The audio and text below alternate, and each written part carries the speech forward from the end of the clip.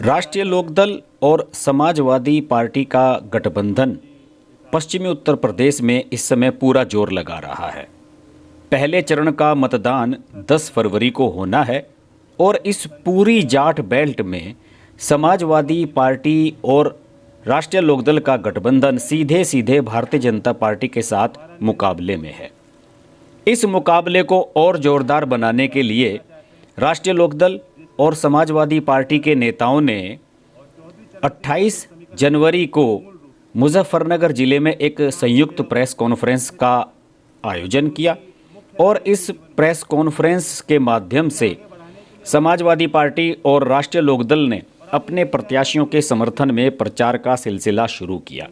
हालांकि ये पहली प्रेस कॉन्फ्रेंस बहुत बड़े ड्रामे का केंद्र भी बन गई, जब अखिलेश यादव के हेलीकॉप्टर को दिल्ली एयरपोर्ट से उड़ने में लगभग अनुमति मिलने की 3 घंटे की देरी हो गई और इसकी वजह से ज़बरदस्त हंगामे की स्थिति बनी रही।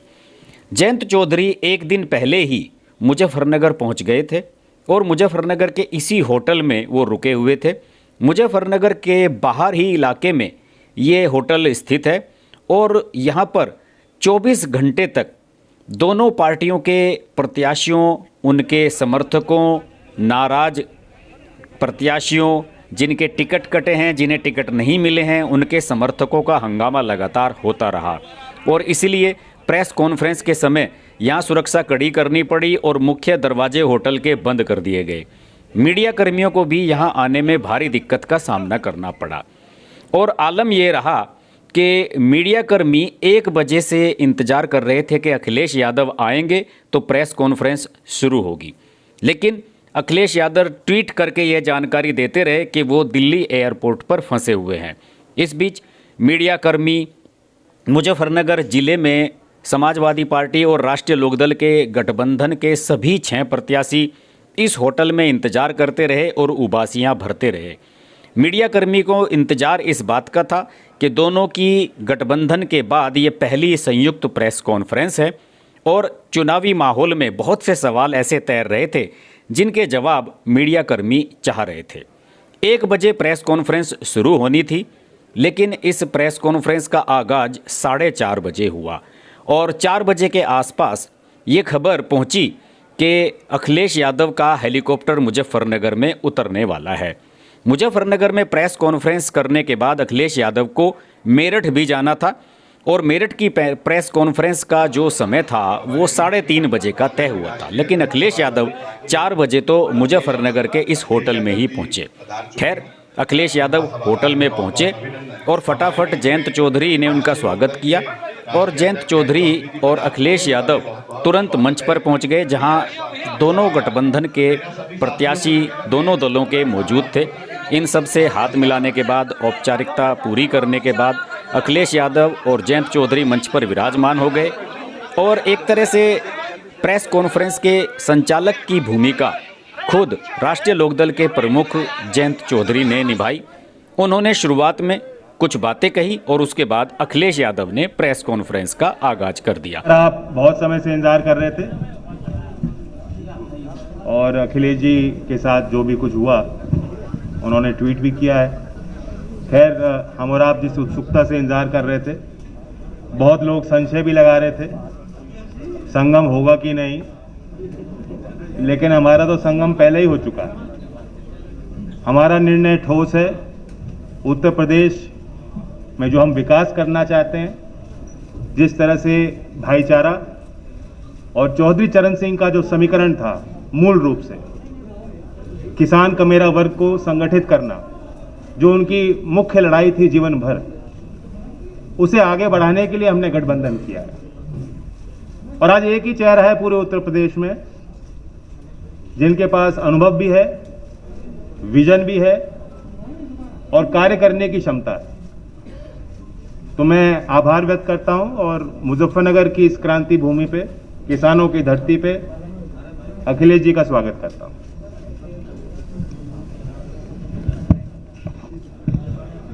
जयंत चौधरी जी का धन्यवाद देता हूं और इसके साथ साथ मैं अपनी प्रेस के जितने भी साथी यहाँ उपस्थित हैं, मैं इस विलम्ब के लिए आप लोगों से क्षमा मांगता हूँ। देरी का कारण मुझे नहीं बताया गया। मैं कई घंटे हेलीकॉप्टर में बैठा रहा, रिफ्यूल कराना पड़ा, उसके बाद मैं आपके बीच में पहुंचा हूं। मैं धन्यवाद देता हूं जिसकी भी कृपा से मैं आपके पास पहुंचा हूं। मैं पत्रकार साथियों का बहुत बहुत धन्यवाद। आज मुजफ्फरनगर में चुनाव की पहली प्रेस कॉन्फ्रेंस हो रही है। सबसे पहले मैं चौधरी चरण सिंह जी को याद करता हूं। चौधरी चरण सिंह जी ने जो रास्ता दिखाया था किसानों को मजबूत करने के लिए, उनको सशक्त करने के लिए, उनकी फसल पैदावार की सही कीमत मिल जाए और किसान का परिवार आर्थिक रूप से कैसे संपन्न हो।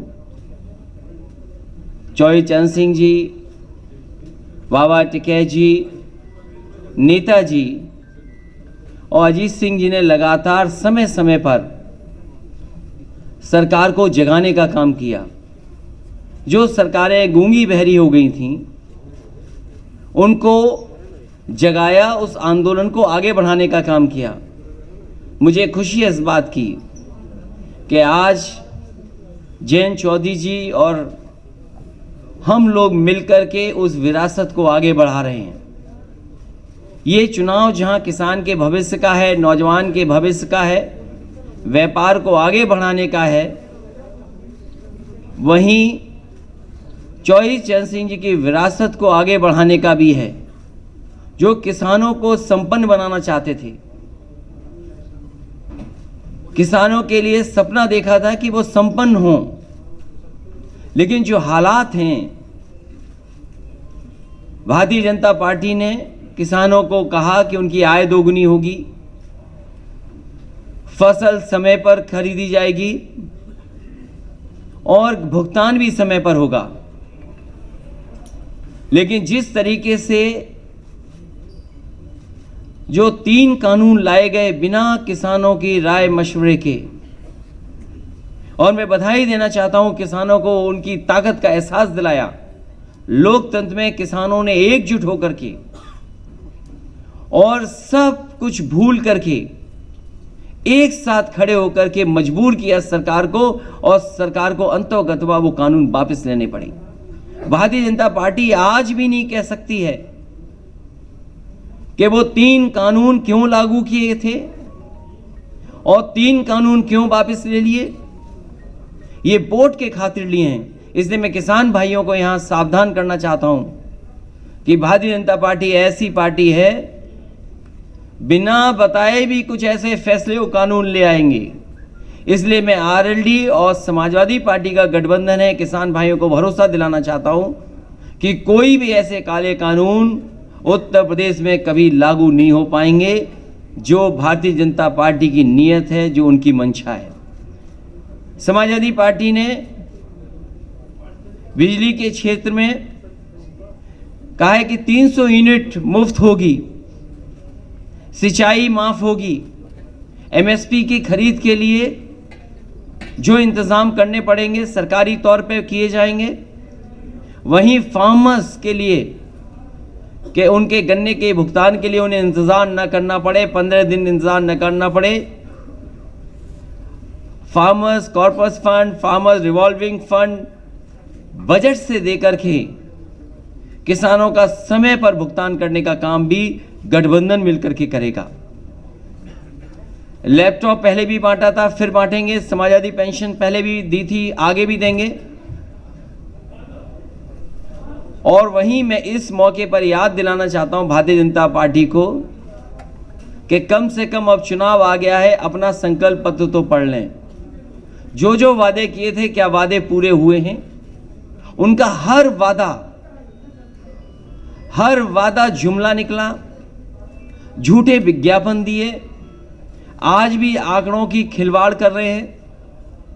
और जब भारतीय जनता पार्टी घिर जाती है तो बुनियादी मुद्दों से हट करके काम करती है। मुझे उम्मीद है कि इस क्षेत्र में हमेशा गंगा जमुनी तहजीब, भाईचारा और आपस में मिलकर के नकारात्मक सोच को हमेशा नकारा है। इस चुनाव में भी नकारात्मक सोच को नकारने का काम करेंगे और मुझे उम्मीद है कि इस बार ऐतिहासिक जीत होने जा रही है। आरएलडी और समाजवादी पार्टी मिलकर के उत्तर प्रदेश से भारतीय जनता पार्टी का सफाया करेंगे।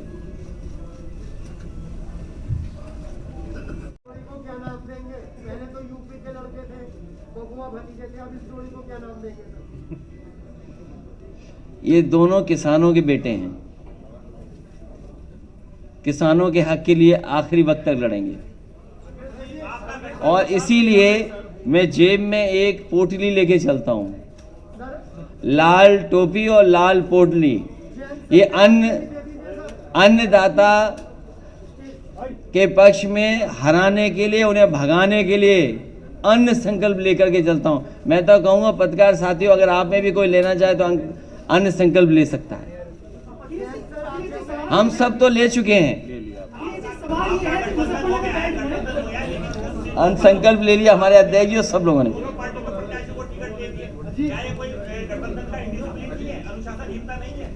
कहां पर ये हम दोनों बैठ करके तय कर लेंगे, बहुत जल्दी। कुछ आज तय हो जाएगा, कुछ कल तक आप देखेंगे सब तय हो जाएगा। लगातार एक सवाल उठ रहा है हर एक कार्यकर्ता से, मैं भी कर रहा हूं, क्या मुस्लिम राजनीति को हाशिए पर रखा गया, किसी भी मुस्लिम प्रत्याशी को टिकट नहीं दिया गया, ये क्या सोचते हैं? ये गंगा जमुनी तहजीब है, गंगा जमुनी संस्कृति को मिल करके आगे बढ़ाने का काम कर रहे हैं। नेगेटिव पॉलिटिक्स को खत्म कर रहे हैं, नकारात्मक पॉलिटिक्स को खत्म कर रहे हैं और समाजवादी पार्टी आरएलडी मिल करके, यहाँ सवाल ये नहीं किसको टिकट मिला किसको नहीं मिला, हम दोनों मिलकर के किसानों के हक और सम्मान के लिए लगातार आगे बढ़ते रहेंगे, लगातार संघर्ष का रास्ता अपनाएंगे। सवाल यह है कि पिछले एक सप्ताह से मुजफ्फरनगर में 2013 की वीडियो मैनिपुलेटिव करके और मनगढ़ंत बनाकर वायरल की जा रही है। बीजेपी के लीडर भी जब इलाके में जाते हैं तो वही बात याद दोहराते हैं, उनके बड़े लीडर भी ये कह रहे हैं। तो क्या मौलिकता के आधार पर विकास के मुद्दे पर भारतीय जनता पार्टी बहस से बच रही है?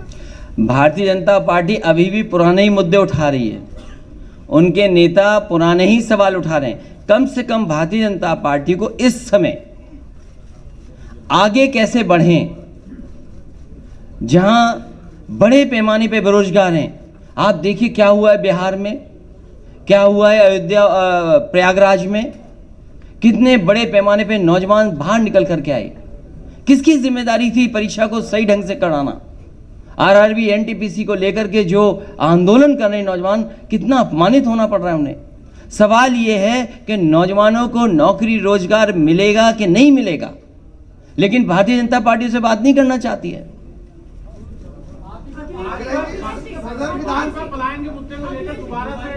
इस बार भारतीय जनता पार्टी का राजनीतिक पलायन होगा और आपने देखा नहीं हमारे बाबा मुख्यमंत्री का कैसा पलायन हुआ है। वो पहले अयोध्या से टिकट मांग रहे थे, मथुरा से टिकट मांग रहे थे, प्रयागराज से टिकट मांग रहे थे। भारतीय जनता पार्टी ने ऐसा उनका पॉलिटिकल पलायन किया है कि उन्हें घर भेज दिया वापस। इलेक्शन में जिस तरह के घोषित प्रतिबंध है सर, जिस तरह के घोषित प्रतिबंध इलेक्शन पर है, आपको लगता है इस तरह की कल्पना आपने इलेक्शन की थी? भारतीय जनता पार्टी के लोग पर्चा भी बांट रहे हैं तो कोरोना फैलाने के लिए बांट रहे हैं ऐसे करके। उन्हें ये नहीं पता इलेक्शन कमीशन को ऐसे लोगों को एकदम रोक देना चाहिए जो ये भूल गए हों कि कोरोना फैलता कैसे है। मुझे खुशी है यहाँ जितने भी पत्रकार बैठे हैं और हम लोग सब जो इलेक्शन कमीशन की गाइडलाइन है उसका पालन कर रहे हैं।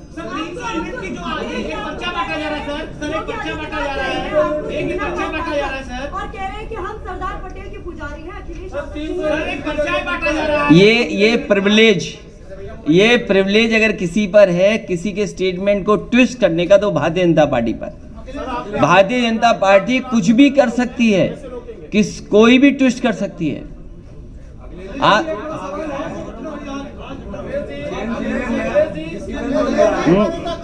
ये तो क्योंकि विभाग मेरे पास नहीं है, विभाग तो केंद्र सरकार के पास है, वही बता सकते हैं। सदर विधानसभा से 2 बार आपके चुनाव लड़ चुके हैं गौरव स्वरूप।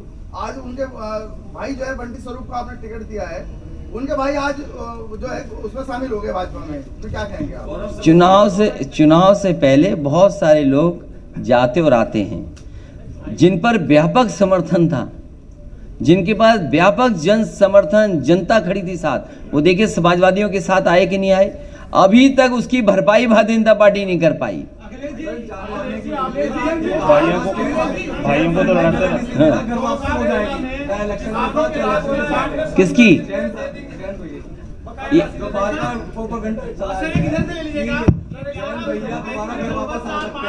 आप किस पड़ोस में रहते हो? मैं उस पड़ोस में नहीं रहता, ना मेरा घर है वहाँ।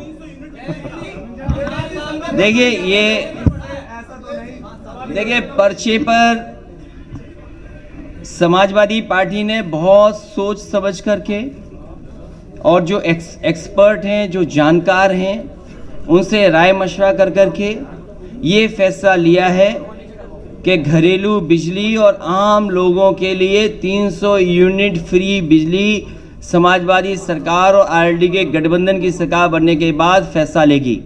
और मैं इसलिए कह रहा हूं कि आप सब लोग जानते होंगे, 4.5 साल से मुख्यमंत्री जी के आपने स्टेटमेंट सुने होंगे, लेकिन मुख्यमंत्री जी ने कभी भी बिजली के कारखाने का नाम नहीं लिया होगा। भारतीय जनता पार्टी की सरकार में अगर वो कारखाने बन गए होते तो आज उत्तर प्रदेश में इतने महंगे बिजली के बिल नहीं देने पड़ते। इसलिए सिंचाई माफ और 300 यूनिट माफ होगी, फ्री मिलेगी, बिल नहीं आएगा। और इसलिए कर सकते हैं क्योंकि जो सरकार को बिजली मिलती है वो सस्ती है। मैं याद दिलाना चाहता हूं केवल एक बिजली के कारखाने का जो नेताजी के समय पर उत्तराखंड में श्रीनगर में लगा था, आज भी उसकी बिजली सबसे सस्ती है। जो एनटीपीसी से पुरानी बिजली उत्तर प्रदेश को मिलती है वो भी बहुत सस्ती हैं। लेकिन भारतीय जनता पार्टी की 2 बार सरकार बन गई, उसके बावजूद भी बिजली का कोटा उत्तर प्रदेश का नहीं बढ़ाया। और जैसे ही समाजवादी पार्टी ने तय किया कि 300 यूनिट फ्री मिलेगी, भारतीय जनता पार्टी ने कहा हम भी बिल आधा करेंगे। तो हम भारतीय जनता पार्टी से कहेंगे कि अगर आज आधा बिल कर रहे हो तो आपने 4.5 साल क्यों वसूला पैसा? क्या आप जनता का पैसा वापस करोगे? और बिजली के कारखाने का नाम अगर एक बार भी सुना हो मुख्यमंत्री जी के मुंह से तो बता दो, 3x660 super critical thermal plant. वो अभी तक 4.5 साल में बिजली के कारखाने का नाम नहीं रट पाए। 3x660 super critical thermal plant.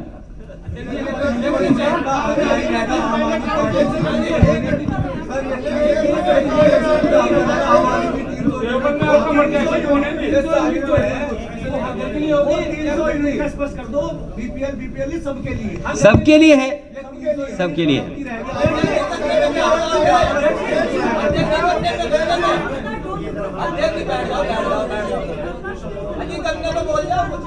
गन्ने का भुगतान 15 दिन के अंदर होगा और किसान को कभी भी 15 दिन से ज़्यादा इंतज़ार नहीं करना पड़ेगा।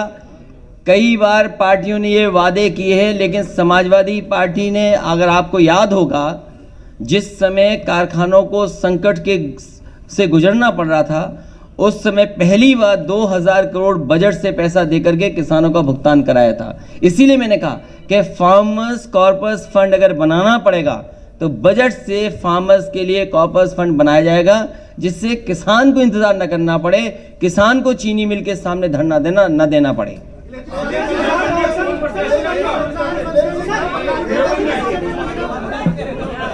देवबंद में पुराने वाले नहीं, पुराने वाले राणा।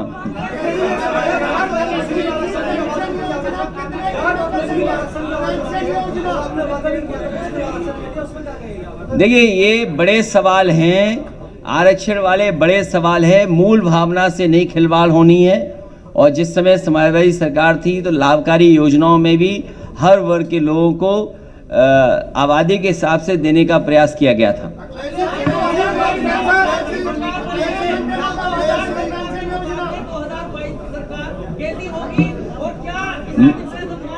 मैं आपको बधाई देता हूं, धन्यवाद देता हूं कि 22 की सरकार अच्छी होगी, बेहतर होगी और किसानों के और नौजवानों के हित में होगी।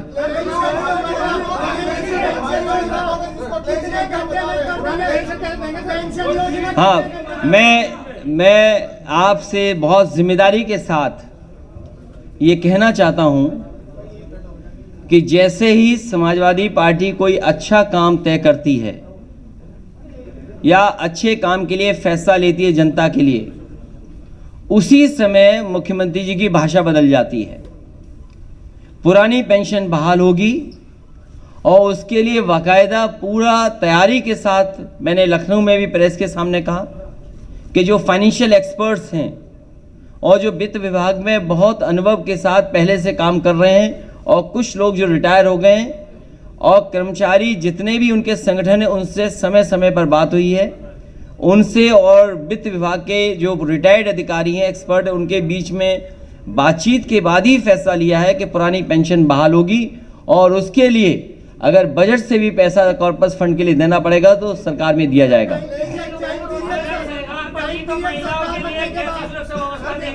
महिलाओं के लिए बेहतरीन सुरक्षा होगी, उनके लिए पहले भी सुरक्षा देने का काम समाजवादी सरकार में हुआ था।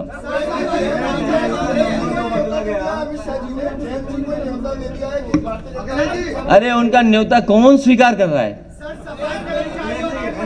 और सोचो हालात कैसे हैं,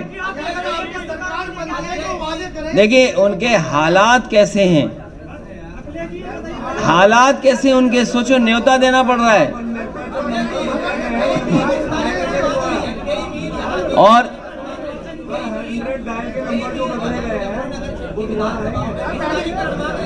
क्या चीज? मिल का विस्तार। जो मिल की कैपेसिटी का अगर विस्तार होगा तो वो तो तय होगा सरकार बनने के बाद। सरकार तो बनाओ आप। ये 100 नंबर जो बदल गया, इसमें गाड़ियां और दी जाएंगी, एम्बुलेंस बढ़ाई जाएंगी।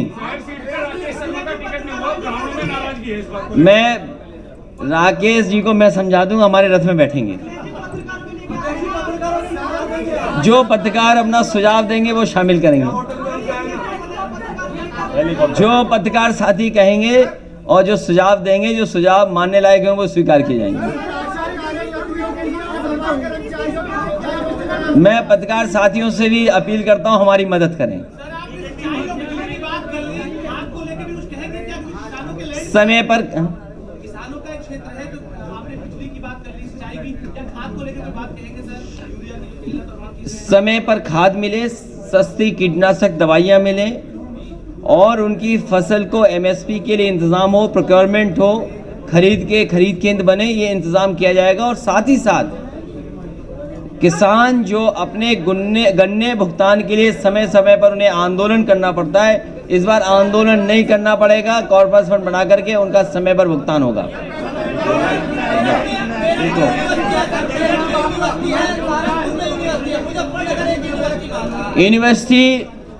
यूनिवर्सिटी बनाने में केवल वाइस चांसलर अपॉइंटमेंट करना होता है। आप जहां कहोगे वहां अपॉइंट कर देंगे। आप यूनिवर्सिटी कॉलेज के लिए कोई प्रस्ताव लाएगा, उसको सहमति देंगे। अगर कोई प्राइवेट यूनिवर्सिटी भी खोलना चाहेगा तो सहयोग करेंगे, सरकारी खोलना चाहेगा तो उसमें मदद करेंगे, बना दी जाएगी। मैं जो हमारे पत्रकार साथी कहते हैं यूनिवर्सिटी बननी चाहिए, यूनिवर्सिटी बना देंगे। एम्स हमारे हाथ में नहीं है, लेकिन अगर ये एक महत्वपूर्ण बात है कि जो अस्पताल को लेकर के कह रहे हैं कि बड़ा मेडिकल कॉलेज हो, ये किया जा सकता है कि एम्स के लिए प्रस्ताव भेज देंगे और एम्स के लिए जो जो समाजवादी सरकार में केंद्र सरकार चाहेगी वो सब सहूलियत दी जाएंगी। और मुझे खुशी है इस बात की कि जितने भी एम्स उत्तर प्रदेश में अभी तक खुले हैं, दोनों एम्स में ज़मीन समाजवादी सरकार ने ही दी है। तो अगर आने वाले समय में अस्पताल के लिए, बड़े एम्स के लिए जो भी केंद्र सरकार चाहेगी वो समाजवादी सरकार में उपलब्ध करा करके यहाँ भी उस तरह की सुविधा मिले, उस दिशा में काम करेंगे। मैं ये बड़ा सवाल है।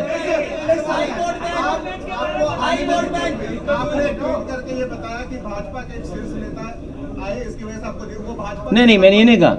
मैंने कहा कि कुछ देर पहले भारतीय जनता पार्टी के नेता फ्लाई करके गए।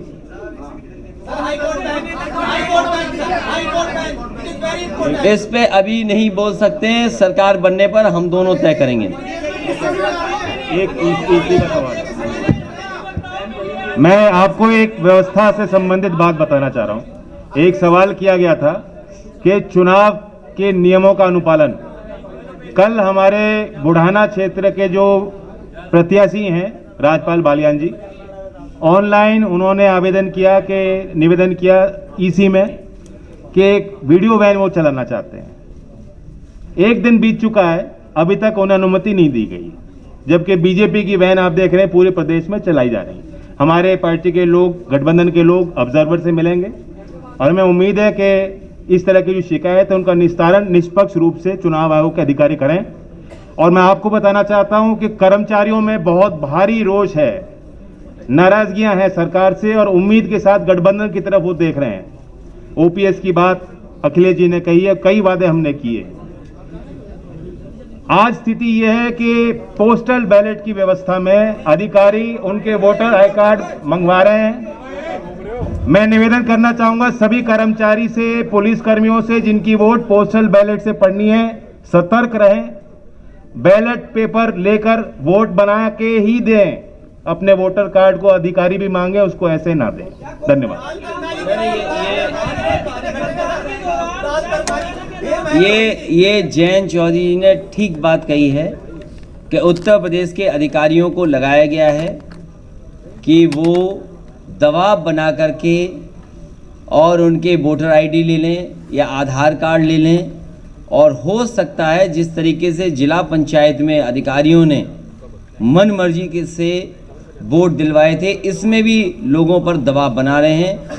हम भी लिख करके चुनाव आयोग को इस बात को देंगे। मैं इसके साथ साथ जो आरएलडी और समाजवादी पार्टी के प्रत्याशी हैं, मैं आपके माध्यम से यहाँ की जनता से अपील करना चाहता हूँ कि समाजवादी पार्टी और आरएलडी के जो प्रत्याशी हैं उनको भारी बहुमत से जिताने का काम करें।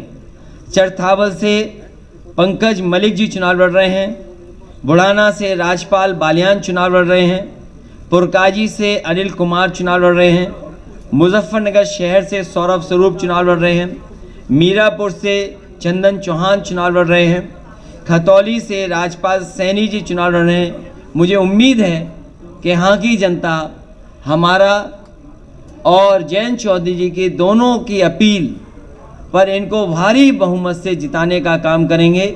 जो वादे हम लोगों ने मिलकर के किए हैं उन वादों को पूरा करने का काम हम लोग करेंगे।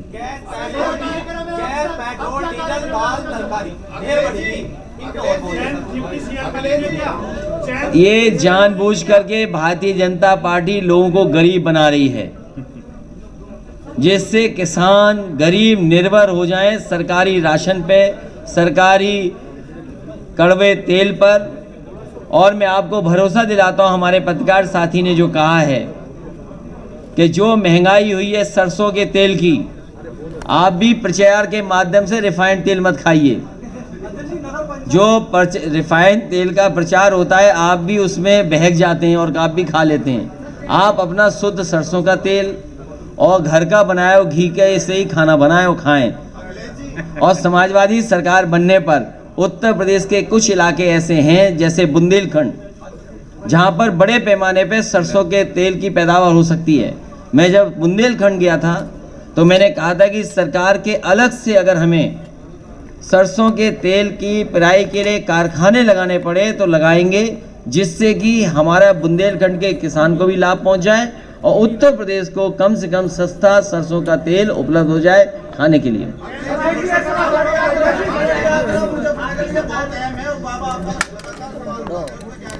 बाबा जी कुछ जानते नहीं हैं।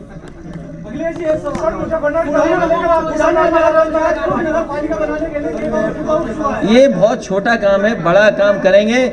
मैंने पिछली बार भी कहा था जब आरएलडी और समाजवादी पार्टी के कैराना का चुनाव जीते थे और मैं सहारनपुर आया था, तब भी मैंने कहा था कि कम से कम इस हिस्से को एक्सप्रेस वे से जोड़ा जाएगा, जिससे कि लखनऊ पहुंचने में आपको कम समय में पहुंचा जा सके।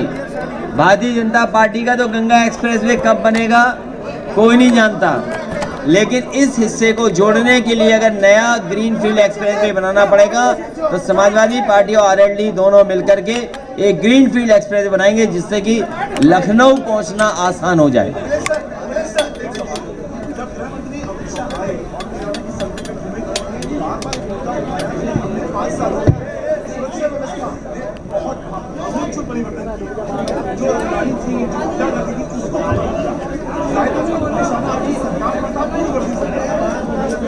मैं ये कह सकता हूं कि जिस विभाग के वो मंत्री हैं उस विभाग के आंकड़े उनको पलट करके देखना चाहिए, और जब उसके आंकड़े देखेंगे तो पाएंगे कि सबसे खराब कानून व्यवस्था में अगर कोई प्रदेश है तो उत्तर प्रदेश है, और वहीं बड़े पैमाने पर भेदभाव हुआ है।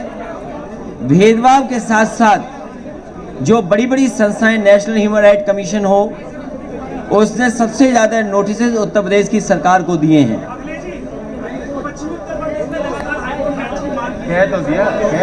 हम दोनों मिलकर के तय कर लेंगे। आदरणीय राष्ट्रीय अध्यक्ष जी, आदरणीय चुनावी माहौल में हंगामा, प्रत्याशियों की नाराजगी, जिन लोगों के टिकट कटे हैं उनकी नाराजगी, विरोध, प्रतिरोध, इन सब चीज़ों को लेकर तो आपाधापी का माहौल रहता ही है। अखिलेश यादव प्रेस कॉन्फ्रेंस खत्म करने के बाद समाजवादी रथ में सवार हो गए और साथ ही उन्होंने अपने साथ उन लोगों को भी इस समाजवादी रथ के भीतर बैठा लिया जिनसे वो बात करना चाहते थे। ये समाजवादी रथ केवल हेलीकॉप्टर तक पहुंचने के लिए इस्तेमाल किया गया, और ख़ास बात ये थी कि यहाँ पर गठबंधन के कुछ समर्थक नाराज हैं टिकटों के लेकर। जैसे कि मुजफ्फरनगर शहर जो सीट है, यहाँ से सपा के नेता सौरभ स्वरूप को टिकट दिया गया है, जबकि 2017 में उनके बड़े भाई गौरव स्वरूप ने यहाँ से सपा प्रत्याशी के रूप में चुनाव लड़ा था। गौरव स्वरूप इस बार भी टिकट के प्रबल दावेदार थे, लेकिन चूंकि वो 2 चुनाव लगातार हार गए हैं, इसी वजह से उनका टिकट काट दिया गया। गौरव स्वरूप एक दिन पहले इसी होटल में जयंत चौधरी से मिलने आए थे अपने समर्थकों के साथ, और उन्होंने इस बात पर नाराजगी जताई थी कि मेरा टिकट क्यों काटा गया। गौरव स्वरूप और सौरभ स्वरूप दोनों ही सगे भाई हैं। इन दोनों के पिता स्वर्गीय चितरंजन स्वरूप, मुलायम सिंह यादव और अखिलेश यादव दोनों ही सरकारों में मंत्री रह चुके हैं, और चितरंजन स्वरूप के निधन के बाद जब यहाँ पर उपचुनाव हुआ था तो मुजफ्फरनगर सीट पर 2016 में उपचुनाव भी गौरव स्वरूप ने लड़ा था। यानी कि 2 चुनाव लगातार गौरव स्वरूप ने लड़े थे, और इसकी वजह से उनके मन में ये था कि शायद इस बार भी मुझे टिकट मिलेगा, लेकिन उनका टिकट नहीं हुआ। कुछ ऐसे ही और भी प्रत्याशी हैं जिनका यहाँ पर विरोध था। कुछ लोग अपनी शक्ल अखिलेश यादव को दिखाना चाहते थे, कुछ लोग उनसे मुलाकात करना चाहते थे, कुछ लोग तस्वीरें खिंचवाना चाहते थे। ऐसा अक्सर सभी जगह होता है। और प्रेस कॉन्फ्रेंस मुजफ्फरनगर में करने के बाद समाजवादी रथ यहाँ से निकल पड़ा अपने अगले गंतव्य के लिए। मुजफ्फरनगर और मेरठ में 2 प्रेस कॉन्फ्रेंस एक ही दिन में आयोजित करने का एक मुख्य उद्देश्य ये भी था कि गणतंत्र दिवस के मौके पर जाटों की एक सभा में अमित शाह ने यह कह दिया कि जयंत चौधरी पहले भी हमारे साथ उनकी पार्टी गठबंधन में रह चुकी है और आगे भी उनके लिए हमारे द्वार खुले रहेंगे। और इसे लेकर अखिलेश यादव की चिंताएं बढ़ गई कि कहीं जयंत पाला न बदल ले, और इसी वजह से इस प्रेस कॉन्फ्रेंस का आयोजन किया गया।